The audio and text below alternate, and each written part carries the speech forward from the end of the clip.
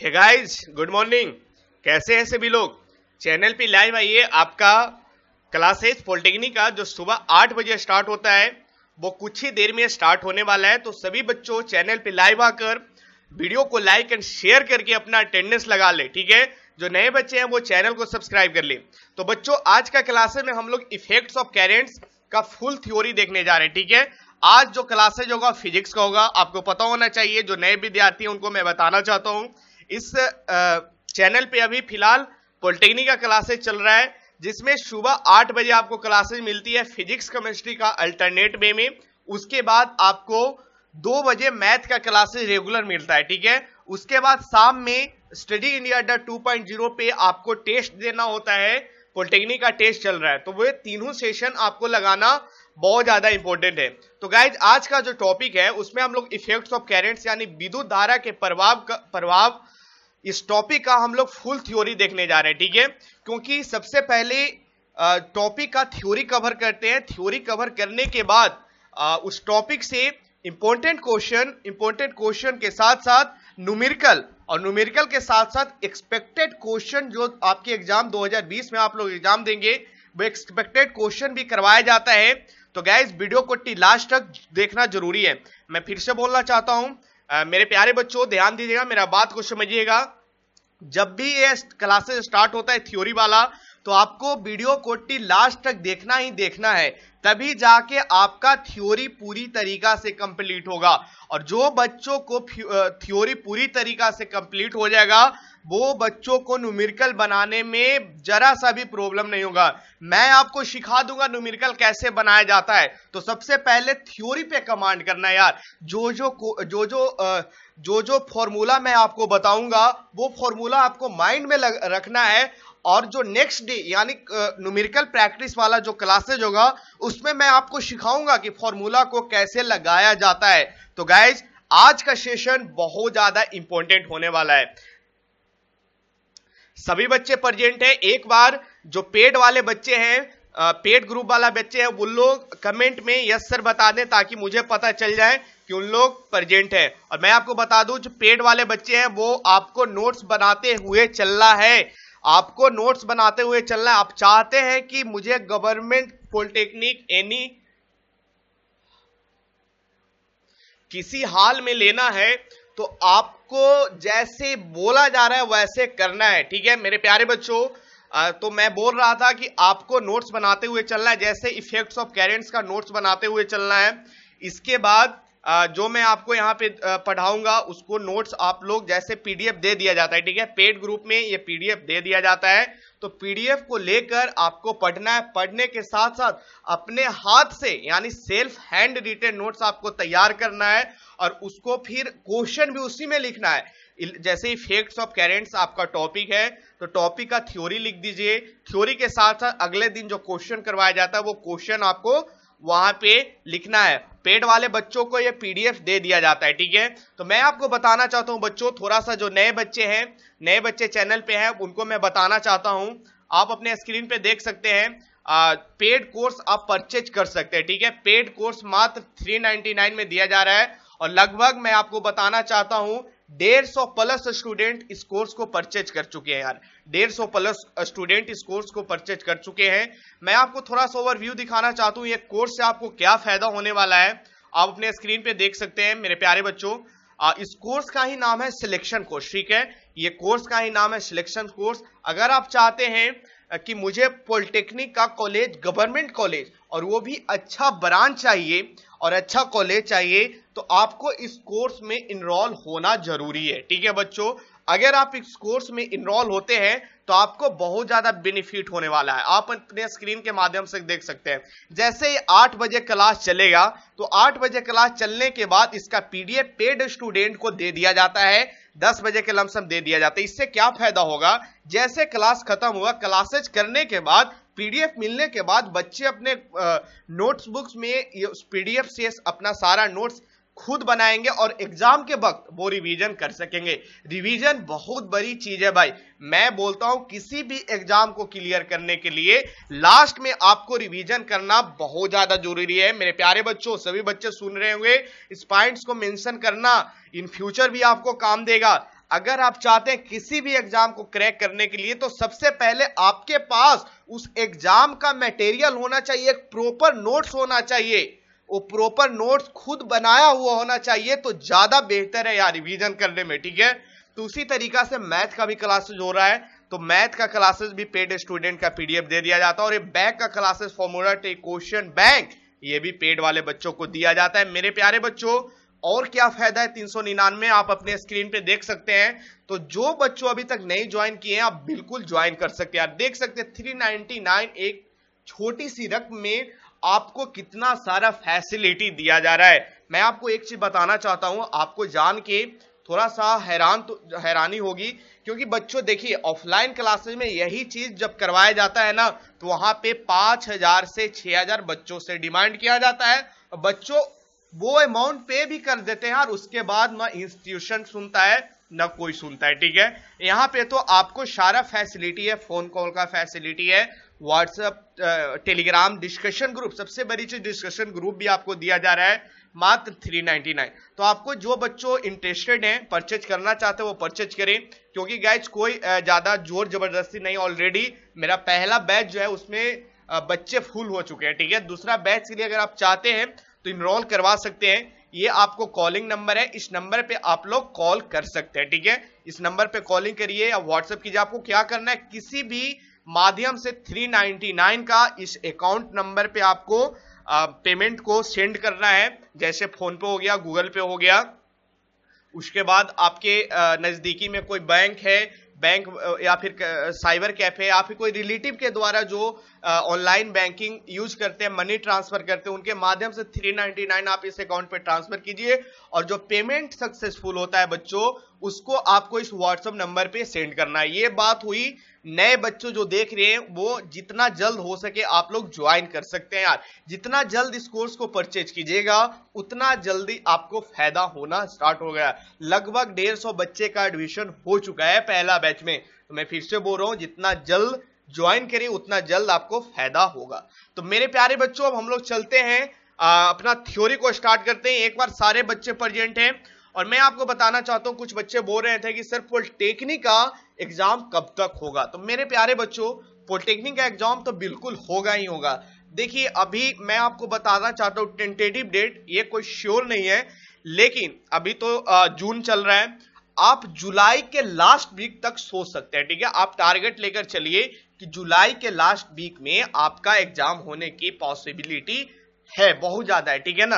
तो इसीलिए आप मेहनत कीजिए, आपके पास लगभग 1.5 से 2 महीना का टाइम यार, बहुत सफिशिएंट टाइम है। उतना दिन में सारा सिलेबस मैं यहाँ पे कवर करवा दूंगा थ्योरी के साथ, और जितना मैं कवर करवा रहा हूं उतना आप लोग कवर कर लीजिएगा ना ईमानदारी पूर्वक और डिसिप्लिन के साथ, तो आपको कॉलेज मिल जाएगा यार, ठीक है। कॉलेज कोई नहीं रोकेगा, और जो जो बात बोला जा रहा है, जो मटेरियल दिया जा रहा है, जैसे पढ़ना है वो सब बताया जा रहा है, कैसे कैसे पढ़ना है, उसको फॉलो कीजिएगा ना, तो मनचाहा ब्रांच और मनचाहा कॉलेज भी आपको कोई नहीं रोक सकता है, ठीक है गाइस। तो चलिए हम लोग स्टार्ट करते हैं इफेक्ट्स ऑफ कैरेट। इससे पहले जितने भी क्लासेज हो चुका है उसको आपको रिवीजन भी करते हुए चलना है।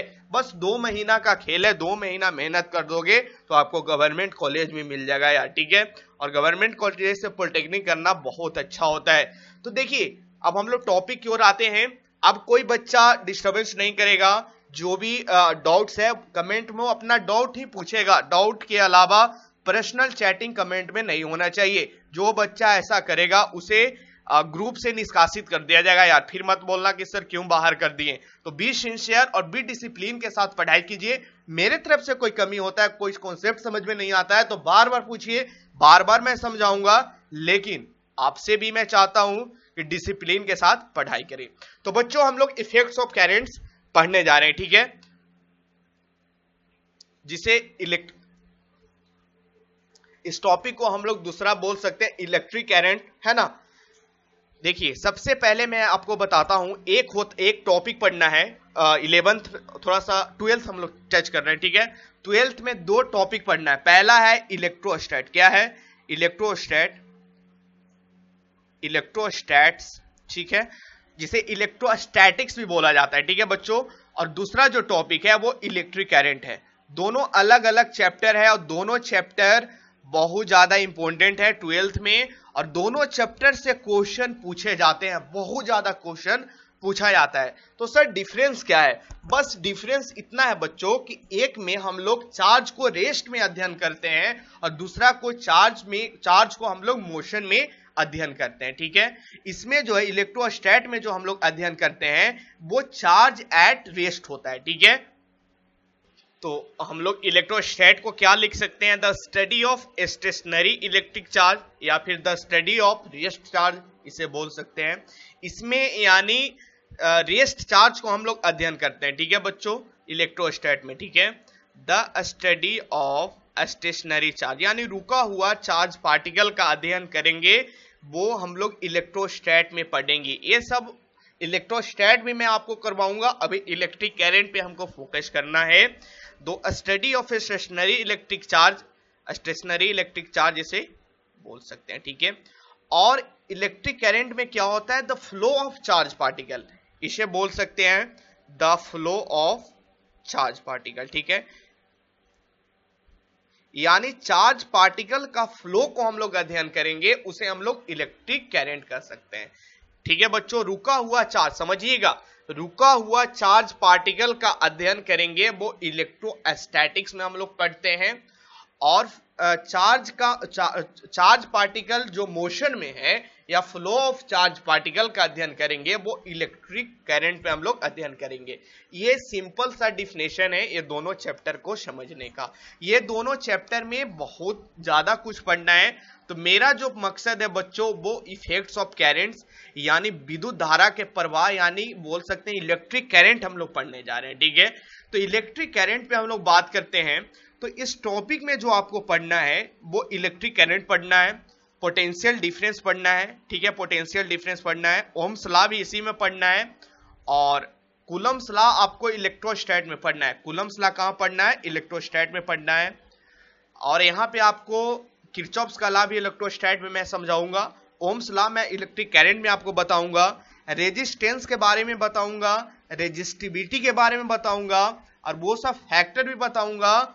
The factor on which the resistance of conductor depends, यानी कहने का मतलब वो भी फैक्टर आपको बताया जाएगा जिसमें कंडक्टर का रेजिस्टेंस डिपेंड करता है, ठीक है। उसके बाद आपको मैं इसमें आपको समझाऊंगा series combination, parallel combination.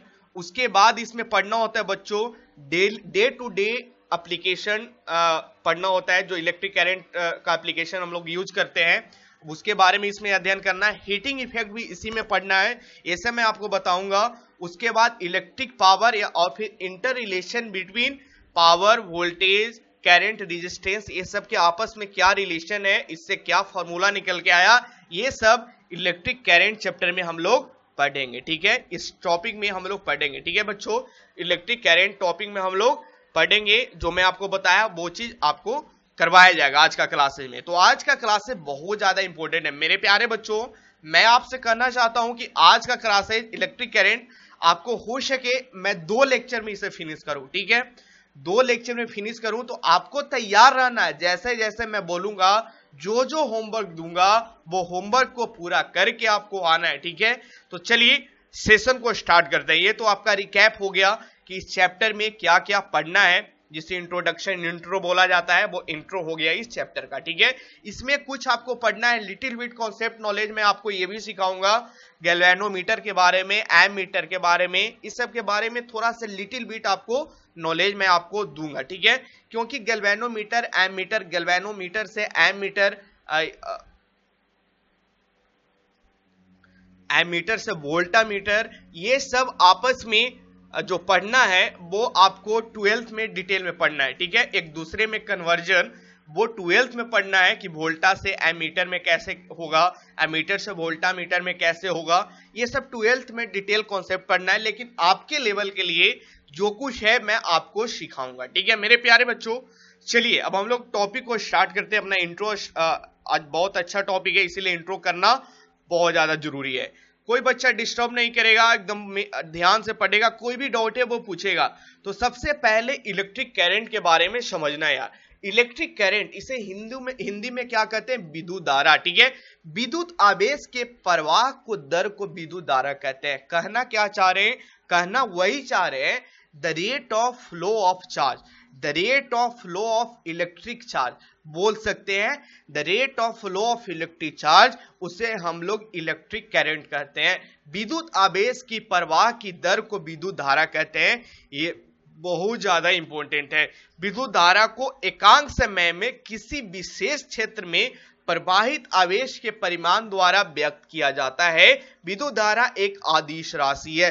Very very important point यार। विद्युत धारा जो है वो करंट है, वो क्या है, एक तरह का अदिश राशि है। अदिश राशि कहने का मतलब स्केलर क्वांटिटी है, स्केलर क्वांटिटी है। बच्चों देखिए मैं आपको बताना चाहता हूं, इलेक्ट्रिक करंट जो है इसमें डायरेक्शन भी होता है, मैग्नीट्यूड भी होता है, लेकिन ये फिर भी क्यों ये स्केलर क्वांटिटी है।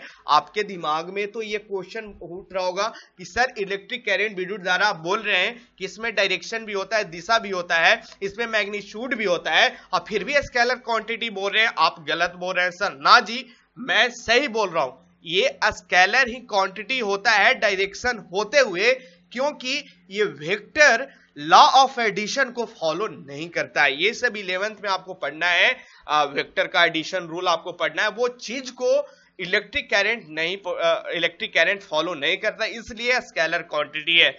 आपको अभी 10th लेवल में बता दिया जाता है कि मैग्नीट्यूड के साथ साथ डायरेक्शन जिसमें है, जिस क्वांटिटी में है, उसे हम लोग बोल देंगे कि वो वेक्टर क्वांटिटी है। ठीक है, वेक्टर यानी सदिश। ठीक है बच्चों, तो आपको क्या पता चला, जो देखिए मैं आपको बताना चाहता हूं, जो आप हायर लेवल में पढ़ेंगे ना मेरे यार, हायर लेवल में यानी 11th 12th में पढ़ेंगे, तो वहां पे डिफिनेशन चेंज हो जाता है। बस चेंज ये हो जाता है कि सदिश राशि वेक्टर क्वांटिटी उसे कहेंगे वो लॉ ऑफ वेक्टर एडिशन को फॉलो करे, साथ साथ मैग्नीट्यूड हो, मैग्नीट्यूड के साथ साथ डायरेक्शन हो, तभी मैं उसे बोल सकता हूं कि वो एक तरह का वेक्टर क्वांटिटी है। तो आपको ध्यान रखना है कि विद्युत धारा में डायरेक्शन होने के साथ साथ मैग्नीट्यूड होता है, मैग्नीट्यूड होते हुए ये एक तरह का स्केलर क्वांटिटी है। क्यों है, क्योंकि बच्चों ये जो है लॉ ऑफ वेक्टर एडिशन को फॉलो नहीं करता है, लॉ ऑफ वेक्टर एडिशन को फॉलो नहीं करता है। मेरा पॉइंट्स को समझ रहे होंगे ना, उसके बाद आगे बढ़ते हैं। देखिए यार, इलेक्ट्रिक करंट्स का यूनिट क्या है, एम्पियर है। मेरे प्यारे बच्चों, इलेक्ट्रिक करंट का यूनिट है एम्पियर, जिसे हम लोग रिप्रेजेंट करते हैं ए से, और इसका जो सबसे इंपॉर्टेंट सूत्र है, पहला फॉर्मूला याद रखना है, I = QT होता है। ठीक है, पहला फॉर्मूला, जिसमें I हो गया करंट धारा, Q हो गया चार्ज, T हो गया समय। वही तो बोला जा रहा है यार, the rate of flow of charge, rate of flow of charge, जिसे हम लोग क्या कहते हैं, करंट कहते हैं। करंट एक तरह का क्या है, अदिश राशि है, और इसका जो यूनिट है मेरे प्यारे बच्चों, इसका जो यूनिट है वो एम्पियर होता है, एम्पियर होता है यार। ठीक है, या फिर कूलम पर सेकेंड भी बोल सकते हैं, एम्पियर होता है इसका यूनिट। एम्पियर साइंटिस्ट के रिस्पेक्ट में रखा गया है।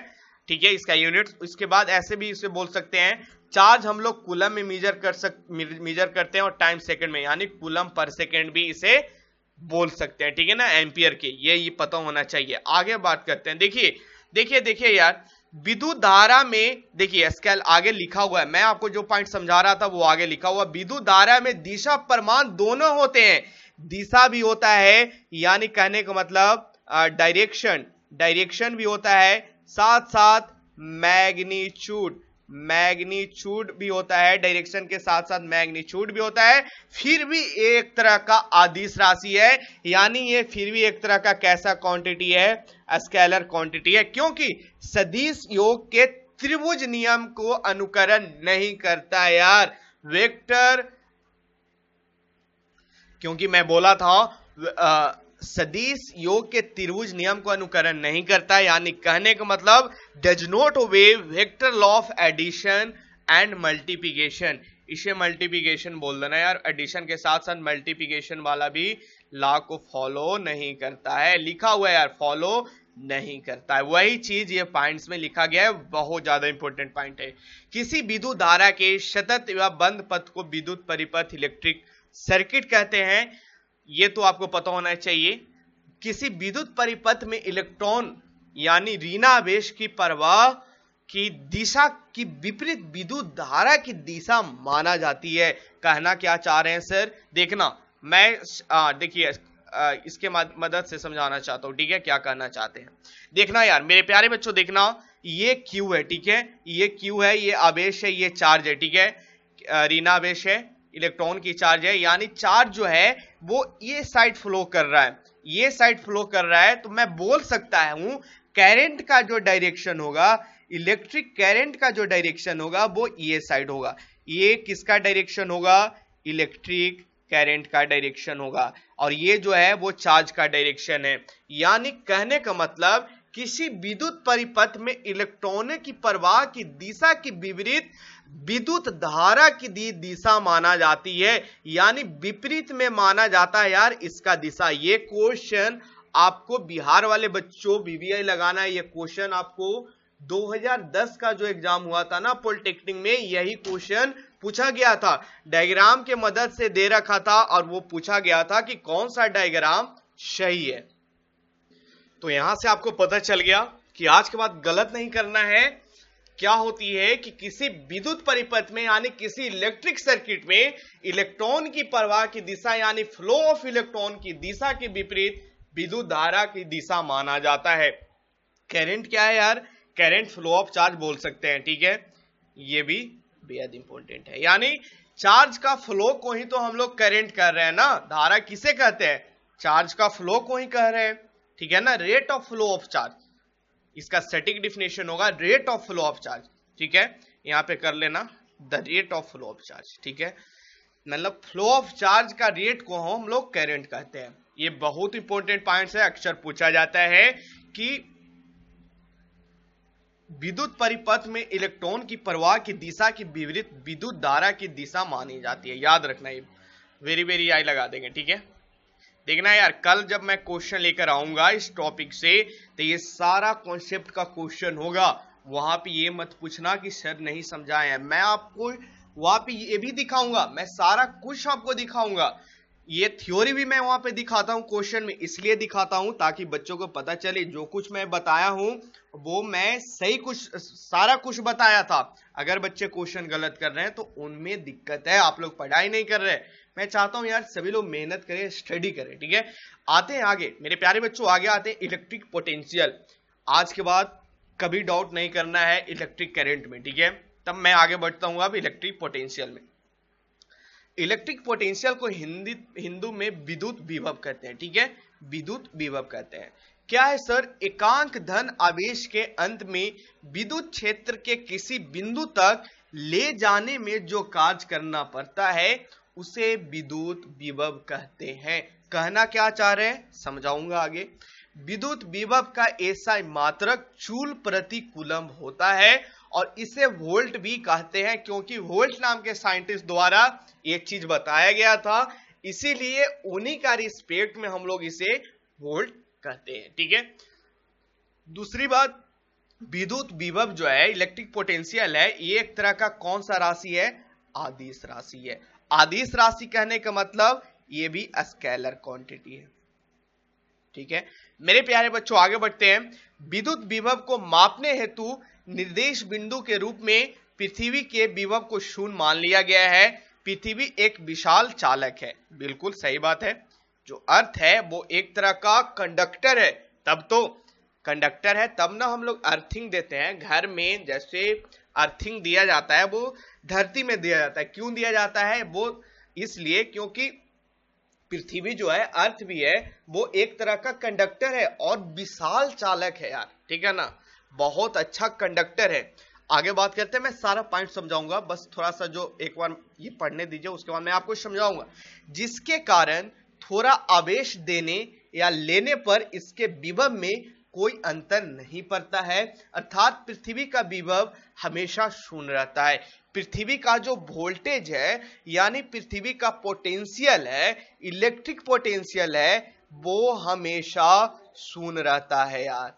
इसलिए शून्य रहता है क्योंकि ये इतना विशाल चालक है ना, इससे थोड़ा सा आवेश अगर निकाल ले या थोड़ा सा आवेश इसमें दे दे तो इसको कोई अंतर नहीं पड़ता है। आप सोचना यार, सोचना थोड़ा सा, इतना सारा आपके पास सपोज दैट चावल है, ठीक है, इस चावल में चावल को कंपैरिजन कर रहे हैं मैं चार्ज से, ठीक है ना, ठीक है, और सपोज दैट इतना सारा चावल इकट्ठा है, यहां से थोड़ा सा चावल, 1 से 2 चावल आप निकाल लीजिए या 1 से 2 चावल इसमें डाल दीजिए, तो आपको कोई फर्क पड़ेगा? बिल्कुल नहीं पड़ेगा। और इसको भी कोई फर्क नहीं पड़ेगा यार। इसको इसलिए कोई फर्क नहीं पड़ेगा क्योंकि ये पहले से ही एक विशाल है, ठीक है, विशाल चालक है, जिसके कारण थोड़ा सा अगर चार्ज दे दिया जाए या थोड़ा सा चार्ज निकाल लिया जाए तो किसी तरह का अंतर इसमें नहीं होता है, ठीक है। चलिए आगे बात करते हैं, सारा डाउट्स क्लियर होगा। पोटेंशियल डिफरेंस की बात करते हैं जिसे विभवांतर कहा जाता है, ठीक है ना बच्चों, यहां तक डाउट नहीं होना चाहिए।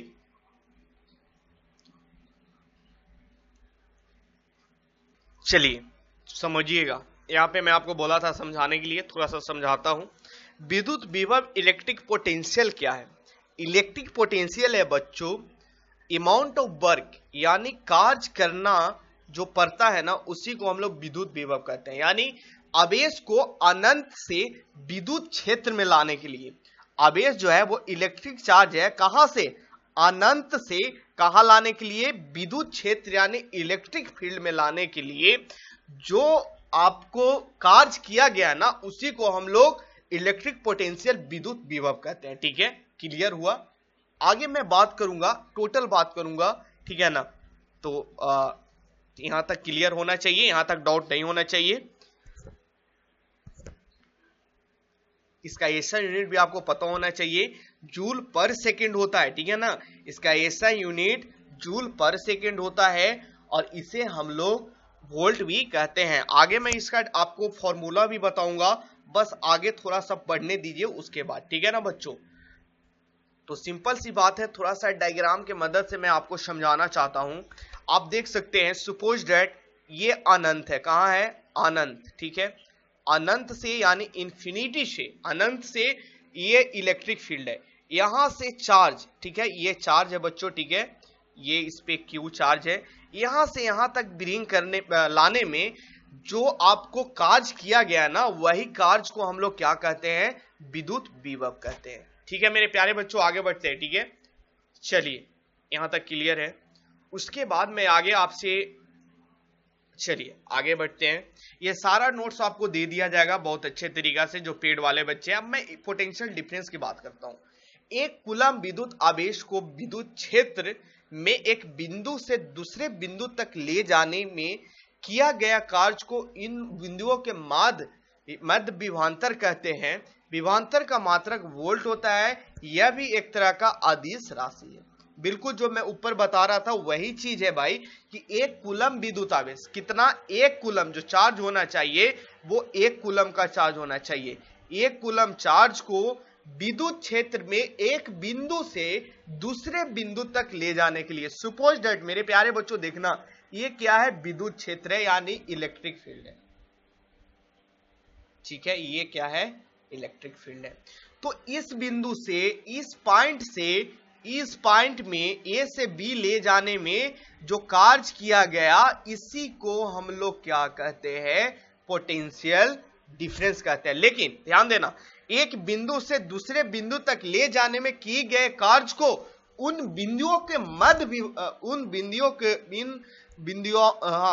उन पॉइंट्स को या बिंदुओं के मध्य विभवांतर कहते हैं। विभवांतर एक तरह का क्या है? वोल्ट होता है। यह भी एक तरह का आदिश राशि है। किसी विद्युत परिपथ में धारा प्रवाहित करने हेतु या अर्थात इलेक्ट्रॉन की गति हेतु दो बिंदुओं की मध्य विभवांतर होना आवश्यक है। बिल्कुल मध्य विभवांतर होना आवश्यक है। चलिए आगे बढ़ते हैं। यानी देखिए पोटेंशियल डिफरेंस कहने का मतलब सिंपल सी बात है यार कि difference of electric potential between दो पॉइंट। यानी कहने का मतलब यहाँ पे जो इलेक्ट्रिक पोटेंशियल है, यहाँ पे इलेक्ट्रिक पोटेंशियल है, दोनों पॉइंट्स के इलेक्ट्रिक पोटेंशियल का डिफरेंस को ही हम लोग पोटेंशियल डिफरेंस कहते हैं। आगे क्लियर होगा, टेंशन ना ले। वही बोला जा रहा है, उन बिंदुओं को मध्य विभवांतर कहते हैं, ठीक है ना। इस पॉइंट्स को समझना, मध्य विभवांतर कहते हैं। आगे बात करते हैं, किसी विद्युत परिपथ में धारा प्रवाहित करने हेतु या अर्थात इलेक्ट्रॉन की गति हेतु दो बिंदुओं को मध्य विभवांतर होना आवश्यक है। बिल्कुल सही बात है। किसी सेल के भीतर होने वाली रासायनिक क्रिया सेल के टर्मिनल के बीच विभवांतर उत्पन्न कर देती है। ऐसा उस समय भी होता है जब सेल में कोई विद्युत धारा नहीं ली जाती है। जब सेल को किसी चालक परिपथ अवयव में संयोजित करते हैं तो विभवांतर उस चालक के आवेशों में गति ला देती है, विद्युत धारा उत्पन्न हो जाता है। सेल अपनी रासायनिक ऊर्जा खर्च करके विद्युत धारा बनाए रखती है। तो ये तो आपको थ्योरी है, ये समझने की चीजें पढ़ के आपको समझ में आ जाएगा मेरे प्यारे बच्चों। सिंपल सी बात कहा जा रहा है कि सेल के भीतर होने वाली रासायनिक क्रिया, जो सेल होती है ना, सेल यानी कहने का मतलब आप क्या समझ रहे हैं, सेल कहने का मतलब बैटरी, ठीक है ना, बैटरी, ठीक है ना मेरे प्यारे बच्चों। बैटरी इस टाइप का होता है ना, कार्बन का रड होता है, हाँ इसी को सेल कहते हैं, ठीक है ना। तो सिंपल सी बात है भाई, ये कहना चाह रहा है कि किसी सेल के भीतर होने वाली रासायनिक क्रिया सेल के टर्मिनल के बीच विभवांतर उत्पन्न कर देती है, ठीक है। यानी वहां पे दो टर्मिनल होती है, टर्मिनल के बीच जैसे एक होता है पॉजिटिव, एक होता है नेगेटिव, तो टर्मिनल के बीच विभवांतर उत्पन्न कर देता है। यानी विभवांतर कहने का मतलब पोटेंशियल डिफरेंस क्रिएट कर देता है। ऐसा उस समय भी होता है जब सेल में किसी कोई तरह का विद्युत धारा नहीं ली जाती है। यही पॉइंट्स मैं आपको समझाना चाह रहा था, ठीक है मेरे प्यारे बच्चों। मेरा पॉइंट्स को पिकअप करना बहुत ज्यादा इंपॉर्टेंट पॉइंट्स है। देखिए किसी सेल के भीतर होने वाली रासायनिक क्रिया को सेल के टर्मिनल के बीच विभवांतर उत्पन्न कर देती है। ये ऐसा कब होता है, जब सेल में कोई विद्युत धारा नहीं ली जाती है। ये लाइन बहुत ज्यादा इंपॉर्टेंट है, ठीक है। जब सेल में को किसी चालक परिपथ अवयव में संयोजित करते हैं तो विभवांतर उस चालक को आवेशों में गति ला देता है, ठीक है।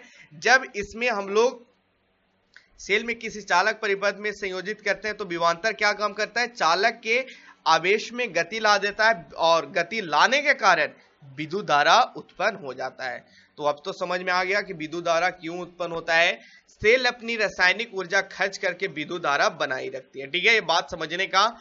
लेकिन सबसे इंपॉर्टेंट चीज है वो ये है, वेरी वेरी इंपॉर्टेंट, दो बिंदुओं के बीच विभवांतर जो होता है बच्चों, उसे भी से रिप्रेजेंट करते हैं। ये वर्क डन अपन चार्ज होता है, ठीक है, वर्क डन अपन चार्ज होता है, ठीक है। और अभी यही तो मैं आपको बता रहा था कि इलेक्ट्रोपोटेंशियल का जो यूनिट होता है उसे हम लोग वोल्ट तो बोलते हैं, वोल्ट के साथ साथ क्या बोलते हैं, वोल्ट के साथ साथ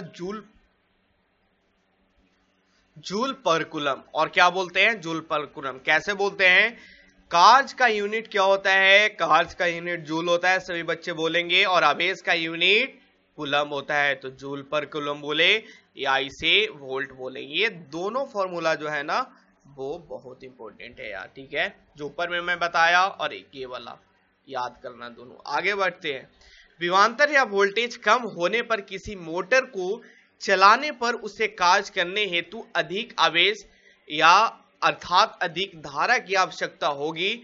अधिक धारा खींचने के कारण विद्युत धारा गर्म होकर जल जाती है। आगे मैं हीटिंग इफेक्ट्स में भी आपको ये कॉन्सेप्ट को अच्छे से समझाऊंगा। बस आपको यहाँ पे क्या ध्यान देना है, विभवांतर या वोल्टेज कम होने के कारण, पोटेंशियल डिफरेंस बोलिए या वोल्टेज कम होने के कारण आप, ये तो आपके घर में भी ऐसा होता होगा, ये डे टू डे एग्जांपल है, डेली लाइफ का एग्जांपल है, ठीक है ना मेरे प्यारे बच्चों, डेली लाइफ का ये एग्जांपल है और ये बहुत ज्यादा इंपॉर्टेंट एग्जांपल है। क्या है, जैसे आपके घर में पंखा वगैरह भी होता है, फैन होता है, वो वोल्टेज कम रहने के कारण वो धीरे धीरे घूमता है, तो घर में जो बड़े रहते हैं वो बोलते हैं फैन को बंद कर दो, नहीं तो फैन खराब हो जाएगा। तो वही होता है यार कि यहां से रिलेट कीजिए, विभवांतर या वोल्टेज कम होने पर किसी मोटर को चलाने पर उसे कार्य करने हेतु अधिक आवेश, यानी उसे कार्य करने हेतु अधिक आवेश की आवश्यकता होती है, ज्यादा चार्ज की आवश्यकता होती है, अर्थात हम लोग बोल सकते हैं अधिक धारा की आवश्यकता होती है। क्यों? देखिए आपको मैं फिर से समझाता हूं। Q is equal to I T होता है, यानी Q जो होता है वो डायरेक्टली प्रोपोर्शनल टू I होती है, यानी अगर आवेश ज्यादा होगा तो करंट भी ज्यादा जरूरी पड़ेगा। तो वही बोला जा रहा है, अगर अधिक आवेश की जरूरी होती है तो अधिक धारा की भी आवश्यकता होती है। अब तो समझ में आ गया कि अधिक धारा क्यों आवश्यकता होगी। तो अधिक धारा खींचने के कारण विद्युत मोटर जो है वो गर्म हो जाती है, क्योंकि उसमें उतना कैपेसिटी है ही नहीं। वो जो करंट आ रहा है उसमें करंट में कैपेसिटी है ही नहीं कि वो मतलब उतना धारा को दे सके। और विद्युत मोटर जो है वो इलेक्ट्रिक मोटर चाह रहा है कि मुझे और धारा मिले, तो विद्युत मोटर गर्म हो जाती है। गर्म होने के कारण वो क्या होता है, जल जाता है और जल के खराब हो जाता है यार। ठीक है, आगे बात करते हैं। ये टॉपिक आज क्लियर कर लेंगे, इलेक्ट्रिक फील्ड और electric potential in the inner part of hollow conductor. ठीक है ना, अंदर के कंडक्टर में जो इलेक्ट्रिक पोटेंशियल होती है, इलेक्ट्रिक फील्ड होती है, उसके बारे में हम लोग बात करेंगे। ठीक है, थोड़ा सा लिटिल बिट कॉन्सेप्ट मैं आपको सिखाऊंगा। ये कॉन्सेप्ट अगर मैं आपको समझाने लगूं ना तो मुझे ये कॉन्सेप्ट समझाने में मुझे 2 क्लास लग जाएगा यार, क्योंकि ये जो है ना 12th में बहुत डिटेल में पढ़ना है। गॉस का इफेक्ट आ जाता है, गॉस लॉ भी आ जाता है। ठीक है ना, गॉस लॉ के बारे में भी यहाँ पे थोड़ा सा लगाकर निकालना होता है। तो ये सब 12th की बात है, लेकिन आपके लेवल का जो काम है वो काम अपना बन जाना चाहिए, इतना कर लेना चाहिए जिससे अपना काम हो जाए। ठीक है, चलिए, खोखले चालक की भीतरी भाग में विद्युत क्षेत्र या विद्युत विभव यानी इलेक्ट्रिक फील्ड या electric potential in the inner part of hollow conductor, ये टॉपिक तो मैं सोच रहा था कि स्किप ही कर दूं। खैर मैं आपको ये टॉपिक पढ़ा देना चाहता हूं। मेरे प्यारे बच्चों, थोड़ा सा समझिएगा, जो पॉइंट्स आपको बोला जा रहा है वो पॉइंट्स को याद रखते हुए चलेगा, क्योंकि ये टॉपिक में आपको कंफ्यूजन होगा और आपके दिमाग में बहुत सारा डाउट आएगा कि ये कैसे हो रहा है, ये कैसे हो रहा है। ठीक है, लेकिन अभी जो आपके लेवल पे है वो लेवल पे आप मेंटेन कीजिए, जो मैं बोलूंगा वो चीज को याद कीजिएगा। ठीक है ना यार। तो देखिए, जब किसी खोखले चालक को आवेश दिया जाता है तो संपूर्ण आवेश उसकी बाहरी पृष्ठ पर ही रहता है, यानी सपोज दैट ये जो है वो एक तरह का खोखला है। ठीक है, हॉलो कंडक्टर है। ठीक है ना, बिल्कुल खोखला कंडक्टर है। ठीक है,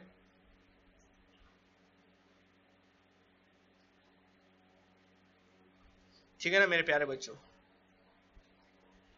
ये जो है वो बिल्कुल खोखला है। तो कहना क्या चाहा जा रहा है कि जब भी किसी खोखले चालक पे आवेश दिया जाता है तो संपूर्ण आवेश उसकी बाहरी पृष्ठ पे, ये जो बाहरी वाला पृष्ठ है ना, यहाँ पे पूरा आवेश जो है, संपूर्ण आवेश यहाँ पे आ जाता है। वही कहा जा रहा है, भीतरी पृष्ठ पर आवेश नहीं रहता, जो अंदर वाला पृष्ठ है उस पे आवेश नहीं होता, यानी Q यहाँ पे 0 होता है। इस टाइप का कंडक्टर में आप अगर चार्ज दीजिएगा वो पूरा चार्ज जो है वो बाहर की ओर आ जाता है, बाहर वाला परत पे आ जाता है। वही कहा जा रहा है। ठीक है, भीतरी पृष्ठ पे आवेश नहीं रहता है। इसके निम्नलिखित परिमाण देखा जा सकता है, जैसे खोखले चालक के भीतर विद्युत क्षेत्र शून्य होता है। ऐसा इसलिए होता है कि जो खोखले चालक होता है ना यार, उसके भीतर अंदर में विद्युत क्षेत्र शून्य होता है, इसीलिए हम लोग बोल सकते हैं वहां पे इलेक्ट्रिक फील्ड ही नहीं है तो चार्ज भी वहां पे नहीं रहेगा। ठीक है ना यार, बिल्कुल ये याद रखना है। ये सब बस अभी माइंड में फिट करते हुए चलना है। ठीक है, नेक्स्ट पॉइंट है, खोखले चालक के भीतर प्रत्येक बिंदु पर विभव समान होगा। बिल्कुल, इलेक्ट्रिक पोटेंशियल जो होगा, क्योंकि चार्ज 0 है, अंदर की ओर क्या है बच्चों। ठीक है, ध्यान देना, खोखले चालक के भीतर प्रत्येक बिंदु, क्योंकि Q 0 है ना जी, चार्ज 0 है, तो इलेक्ट्रिक पोटेंशियल जो है वो सेम होगा हर एक जगह, विभव जो है वो हर एक जगह सेम होगा, वोल्टेज जो हर एक जगह सेम होगा। ये कहना चाह रहा है, क्योंकि चार्ज 0 है तो वोल्टेज तो सेम होगा, क्योंकि संपूर्ण आवेश बाहरी पृष्ठ पर रहता है। अतः खोखला गोला विद्युत परीक्षक का कार्य करता है। यही कारण है कि कार में यात्रा करते समय यदि बिजली गिरने की संभावना हो तो सबसे सुरक्षित स्थान पूर्णतः बंद कार के अंदर ही होता है। यदि बिजली कार पर गिरता है तो कोई भी हानि नहीं होगा, क्योंकि विद्युत आवेश कार की बाहरी सतह पे रहेगा। मैं समझाना चाह रहा था, वो समझ गए क्यों एक चीज समझाना चाह रहा था। आपके एग्जाम में जो काम का पॉइंट्स है ना वो ये है, वेरी वेरी इंपॉर्टेंट पॉइंट। ये जो पॉइंट्स है मेरे प्यारे बच्चों, ये बहुत ज्यादा काम का है, ठीक है, ये बहुत ज्यादा काम का पॉइंट्स है, इसे 10 गुना स्टार लगा लेना।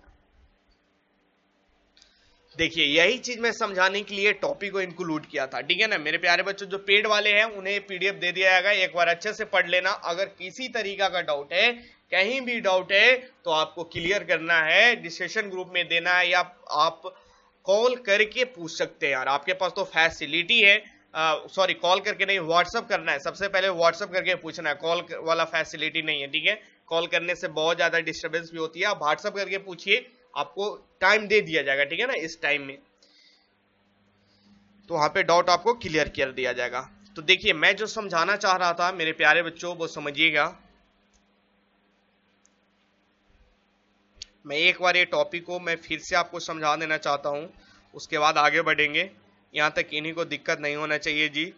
और मुझे ये टॉपिक 2 क्लास में खत्म करेंगे, ठीक है, 2 क्लास में खत्म करेंगे, इसलिए टेंशन ना लेना है, बिल्कुल टेंशन ना लेना और ढंग से पढ़ाई करना है। चलिए कहना क्या चाह रहे हैं देखना, समझना। सबसे पहले हॉलो कंडक्टर बना लेते हैं, इस टाइप का कंडक्टर।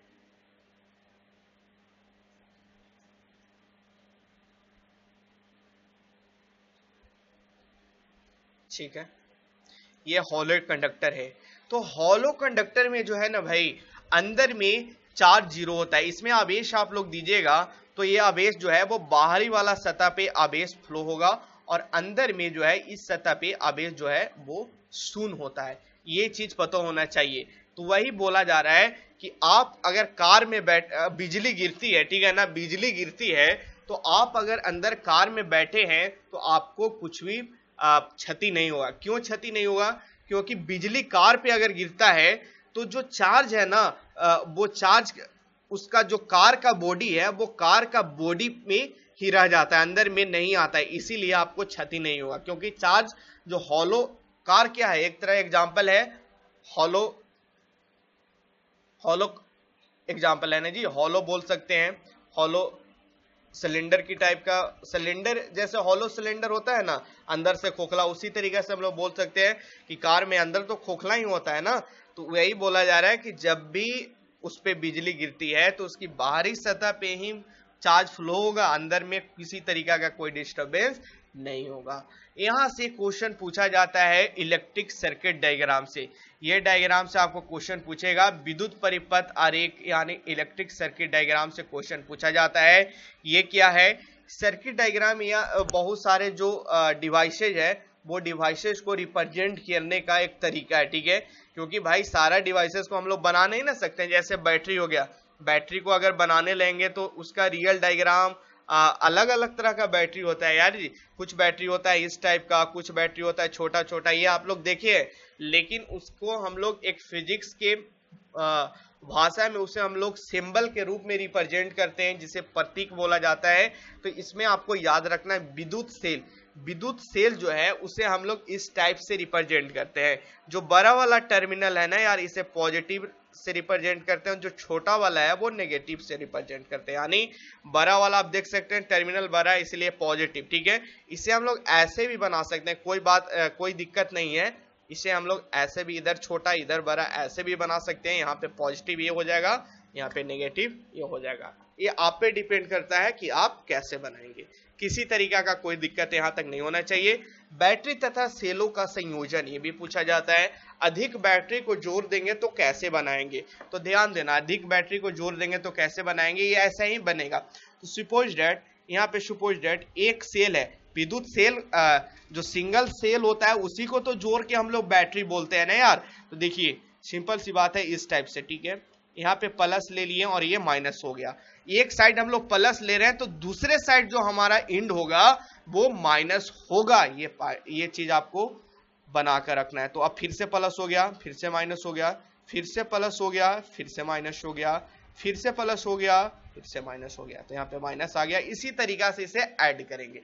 खुली पलंग, कुंज अथवा स्विच, यानी कहने का मतलब ओपन स्विच, ठीक है। ओपन स्विच जो है, ओपन स्विच में करंट फ्लो नहीं करता है। ओपन यानी कहने का मतलब जो स्विच है वो बिल्कुल ऑफ है, ठीक है ना यार। ओपन स्विच में करंट फ्लो नहीं करता है, ऑफ स्विच जिससे बोल सकते हैं, इस टाइप से रिप्रेजेंट करते हैं। और बंद यानी प्लग कुंजी अथवा स्विच यानी इसे क्लोज स्विच बोलते हैं, ठीक है। क्लोज स्विच यानी की डाल के क्लोज कर दिए, यानी कहने का मतलब इधर से और इधर से करंट फ्लो होना चाहिए। सपोज दैट इसे ऐसे ही याद रखना कि एगो यहाँ है, एगो यहाँ है, ठीक है। ये इसमें करंट फ्लो नहीं हो रहा है, इसलिए ओपन स्विच है। अब हम क्या किए कि एक मटेरियल लाए या फिर एक रड लाए और इसके बीच में डाल दिए, दोनों को जोड़ दिए। जोड़ने से क्या हुआ कि अब करंट फ्लो होगा, इसलिए ये क्लोज स्विच हो गया।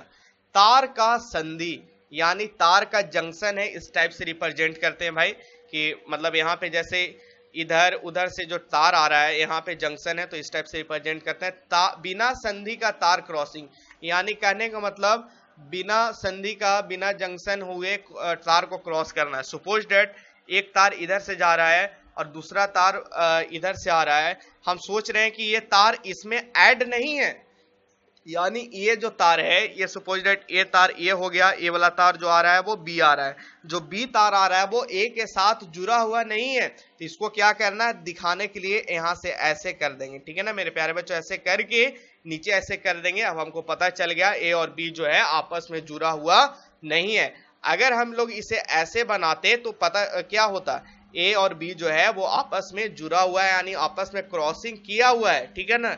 इसीलिए ये गलत है। बिना संधि के तार क्रॉसिंग इस टाइप से रिप्रेजेंट करना होता है। जितना भी तार आपको पास करना है बिना क्रॉसिंग के, यहाँ पे ऐसे करके ऐसे पास कर दीजिए। क्लियर, आगे बढ़ते हैं।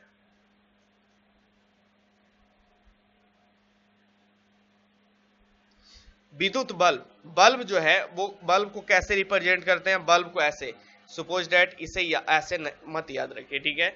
आगे मैं आपको समझाऊंगा सर्किट डायग्राम में कैसे बनाया जाता है, एक सर्किट डायग्राम भी आपको मैं सिखाऊंगा। ये रेजिस्टेंस है, प्रतिरोधक, ठीक है। यह परिवर्तित प्रतिरोधक या धारा नियंत्रक जिसे रोहेस्टेट बोला जाता है, बिल्कुल रोहेस्टेट क्या होता है ना यार, वो करंट को कंट्रोल करता है, यानी फ्लो ऑफ करंट को कंट्रोल करता है। यानी रोहेस्टेट को हम लोग उसमें जो स्लाइडर होता है वो स्लाइडर को आगे पीछे करके करंट का फ्लो को बढ़ा सकते हैं। करंट हम लोग बढ़ा सकते हैं, करंट को कम कर सकते हैं, करंट को बढ़ा सकते हैं। ये रोहेस्टेट का काम है। आगे बात करेंगे एमीटर, जो एमीटर होता है उसे इस टाइप से रिप्रेजेंट करते हैं, ये से रिप्रेजेंट करते हैं। वोल्टामीटर में बी से रिप्रेजेंट करते हैं। ये सारा आपको याद होना चाहिए, आगे ये सब काम देगा, जब क्वेश्चन बनाएंगे तो आपको काम देगा।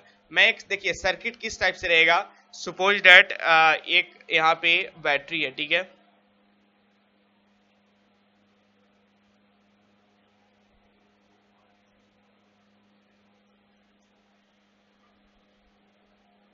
क्या है, बैटरी है। इसे अच्छे से बनाते हैं, ठीक है, देखना यार, ठीक है।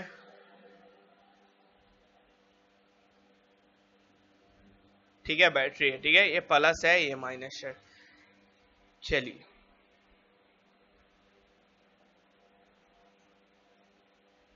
यहाँ पे क्या लगा हुआ है, एक की लगा हुआ है, और यहाँ पे बल्ब लगा हुआ है इस टाइप से। तो आपसे पूछ देगा ये सर्किट में बल्ब जलेगा कि नहीं जलेगा। यहाँ पे बल्ब नहीं जलेगा, बल्ब जो है वो नहीं ग्लो करेगा, क्योंकि जो स्विच जो है वो ओपन है। बल्ब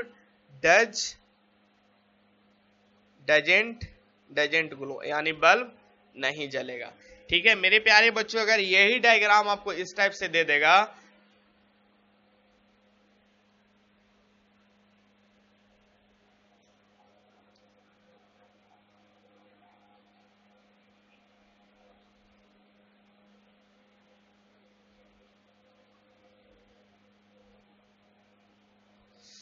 सही से नहीं बन पा रहा है यार, सही से नहीं बन पा रहा है, जगह कम बच गया, जगह कम पड़ गया यार।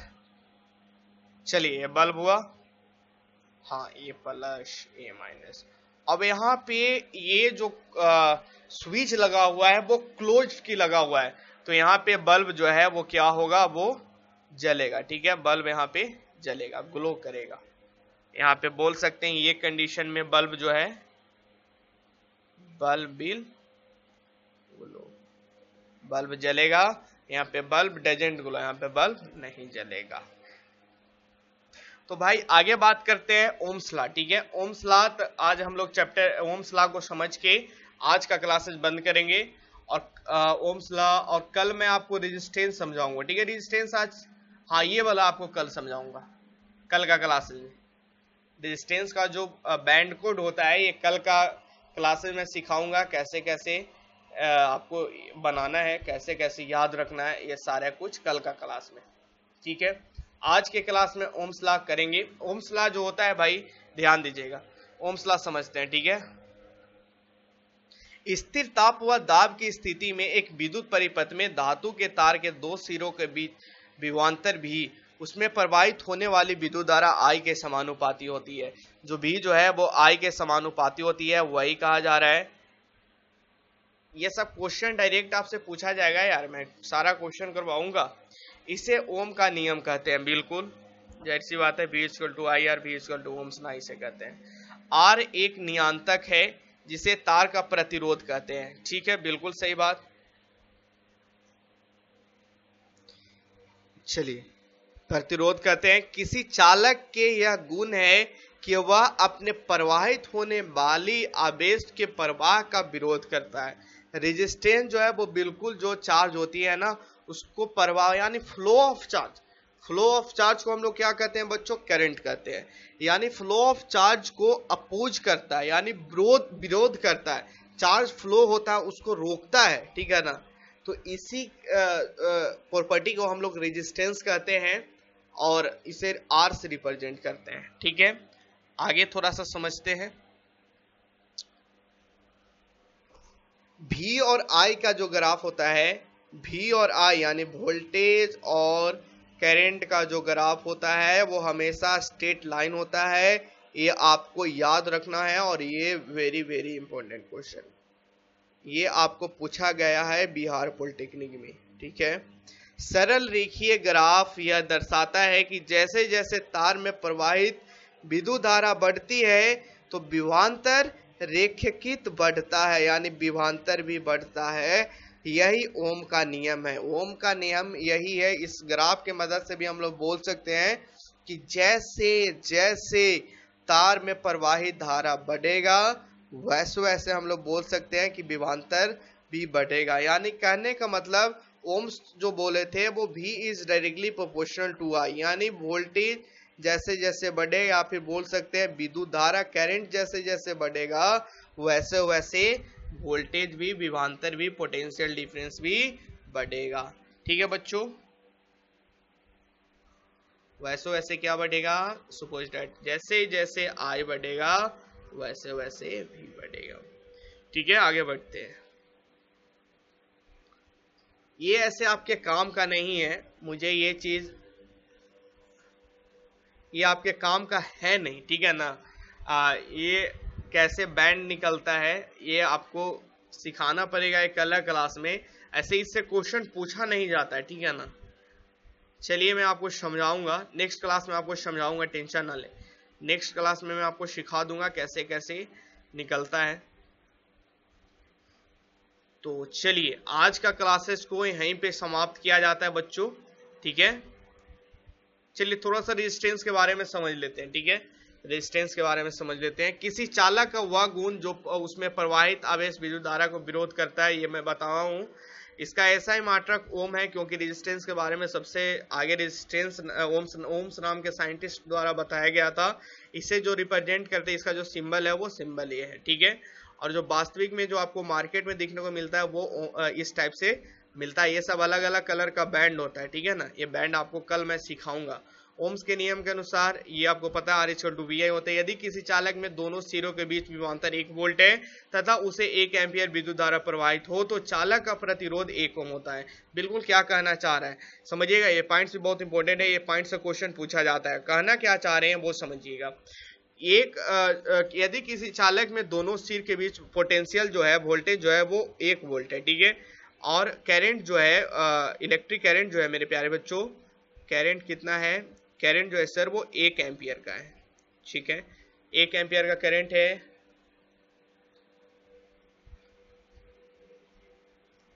1 एम्पियर का करंट है, तो वही कहा जा रहा है जो रेजिस्टेंस जो होगा वो 1 ओम का होगा। बिल्कुल रेजिस्टेंस 1 ओम का कैसे होगा यहाँ समझना। आर जो होगा, आर क्या होता है, आर वी इक्वल टू आई होता है, वी 1 वोल्ट है और करंट भी 1 एम्पियर है, तो बोल सकते हैं 1 ओम रेजिस्टेंस है। ये पॉइंट्स के लिए कृषि प्रतिरोधक चालक तार में प्रवाहित होने वाली विद्युत धारा उसके प्रतिरोध के व्यातु क्रमानुपाती होती है। यदि प्रतिरोध दुगना हो जाए तो विद्युत धारा आधी रह जाती है। बिल्कुल सही बात है। यानी देखिए कहा जा रहा है, समझना यार मेरे प्यारे बच्चों, समझना क्या फॉर्मूला पढ़ा, V equal to I R पढ़ा ना जी। तो वही कहा जा रहा है I inversely proportional to R होता है। I जो है वो इनवर्सली प्रोपोर्शनल टू I होता है, या फिर बोल सकते हैं R जो है वो इनवर्सली प्रोपोर्शनल टू R होता है। इनवर्स R जो है इनवर्सली प्रोपोर्शनल टू I होता है, यानी व्यातुक कुर्मानुपाती होता है। कहने का मतलब अगर हम लोग रेजिस्टेंस को बढ़ाएंगे, जितना से रेजिस्टेंस को बढ़ाएंगे उतना से करंट कमेगा, जितना से करंट को बढ़ाएंगे उतना से रेजिस्टेंस कमेगा। तो वही कहा जा रहा है अगर प्रतिरोध को दुगना से हो जाए तो विद्युत धारा जो है वो आधा से रह जाती है। ठीक है, ये चीज points clear. Source of voltage में बिना कोई परिवर्तन किए परिपथ की विद्युत धारा को नियंत्रित करने के लिए उपयोग किए जाने वाला व्यय को परिवर्ती प्रतिरोध कहते हैं। किसी विद्युत परिपथ में परिपथ को के प्रतिरोध के परिवर्तित करने के लिए प्राय एक युक्ति का उपयोग करते हैं जिसे धारा नियंत्रक कहते हैं। बिल्कुल यार, बहुत इंपॉर्टेंट चीज है, धारा नियंत्रक जिसे कहते हैं। घरों में पंखों को तेज धीमी करने वाले रेगुलेटर धारा नियंत्रक रुकती उप होती है। यानी धारा नियंत्रक कहने का मतलब हम लोग बोल सकते हैं यार जो करंट्स को कंट्रोल है, करंट कंट्रोलर। जैसे आपके घर में एक रेगुलेटर होती है ना, जिससे पंखा को स्पीड को कम करते हैं, स्पीड को ज्यादा कर देते हैं, वो एक तरह के हम लोग बोल सकते हैं वो धारा नियंत्रक है, वो एक तरह का कंट्रोलर है, करंट का कंट्रोलर है। ठीक है ना, वही बोला जा रहा है कि हम लोग धारा को कंट्रोल करने के लिए हम लोग डिवाइसेज यूज करते हैं, वो डिवाइसेज होती है रेगुलेटर के रूप में यूज करते हैं। ठीक है बच्चों, तो आज का क्लासेज को यहीं पे समाप्त किया जाता है क्योंकि ऑलरेडी 1 घंटा का अपना क्लास हो चुका है। कल का जो क्लासेज होगा उसमें बिना टाइम वेस्ट करते हुए यहाँ से हम लोग आगे बढ़ेंगे। आगे हम लोग किस किस टॉपिक पे बात करेंगे ये तो चलिए, आपका अगर डिमांड रहेगा तो कमेंट कर देना कि सर रेजिस्टेंस का कलर कोड कैसे लिखते हैं। अगर सारे बच्चे बोलेंगे जानना है तो मैं ये आपको सिखा दूंगा कैसे कैसे लिखा जाता है। खैर अगर आप लोग चाहते हैं कि नहीं जानना है तो नहीं सिखाऊंगा, क्योंकि भाई ये आपके सिलेबस में नहीं है मेरे प्यारे बच्चों, ये आपके सिलेबस में नहीं है कलर कोड निकालना। ठीक है, स्पेसिफिक रेजिस्टेंस के बारे में बात करेंगे, ये सब आपको पता है, कल मैं ये सब पूरी अच्छे तरीका से आपको समझाऊंगा। ठीक है, रेजिस्टिविटी किस चीज पे डिपेंड करता है, लेंथ बढ़ाने पे क्या बढ़ेगा, रेजिस्टेंस में क्या प्रभाव होती है, एरिया बढ़ाने पे क्या प्रभाव होती है, ये सारा कल का क्लास में सीखोगा। कुछ कुछ मटेरियल का आपको रेजिस्टिविटी भी याद रखना है, इलेक्ट्रिक कंडक्टिविटी के बारे में बताएंगे, और कॉम्बिनेशन ऑफ रेजिस्टेंस के साथ साथ आपको उसमें सीरीज कॉम्बिनेशन और पैरेलल कॉम्बिनेशन सिखाएंगे। और ये भी बताया जाएगा कि सीरीज कॉम्बिनेशन में वोल्टेज सेम होता है या करंट सेम होता है, पैरेलल में वोल्टेज सेम होता है या करंट सेम होता है। कल का क्लासेस भी बहुत ज्यादा इंपॉर्टेंट है बच्चों, ये सब कल का क्लास में आपको करवाया जाएगा। इलेक्ट्रिक मीटर का जो रीडिंग होता है कॉमर्शियल स्केल पे, जिसे हम लोग विद्युत ऊर्जा का वैश्विक मापन, इंडस्ट्रियल व्यावसायिक मापन, जैसे इंडस्ट्रियल मापन बोल सकते हैं, या फिर व्यय ऊर्जा जो निकालना होता है क्वेश्चन में, वो सब कल निकालने के लिए सिखाऊंगा। तो कल का क्लास जो है ना आज से ज्यादा इंपॉर्टेंट क्लास है, कल का क्लास जो है वो आज से ज्यादा इंपॉर्टेंट क्लास है। तो मेरे प्यारे बच्चों कल का जो आज प्रेजेंट है ना वो कल का क्लास में प्रेजेंट रहना, क्योंकि आज अगर कुछ कुछ आपको पॉइंट्स क्लियर नहीं है तो कल का क्लासेज में ये सारा पॉइंट्स मैं क्लियर कर दूंगा। ठीक है, चलिए फिर मिलते हैं नेक्स्ट क्लासेस के साथ, तब तक के लिए धन्यवाद, अपना ख्याल रखिए। और मैं आपको बोलना चाहता हूं जो बच्चों पेड कोर्स लेना चाहते हो इस नंबर पे कॉल करें, स्क्रीनशॉट ले लें। ठीक है बच्चों, धन्यवाद, जय हिंद।